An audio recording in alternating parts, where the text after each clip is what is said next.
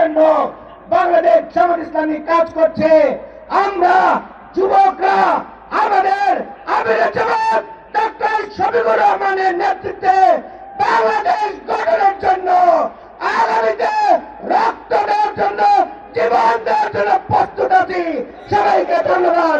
আসসালামু আলাইকুম ওয়া রাহমাতুল্লাহ। সংগ্রামী উপস্থিতি, আপনারা লক্ষ্য করেছেন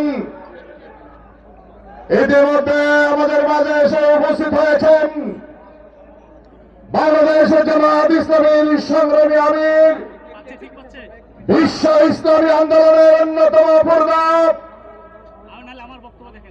আগামী বাংলাদেশ গঠনে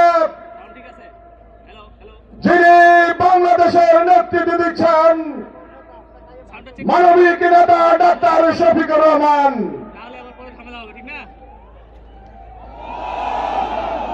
নারে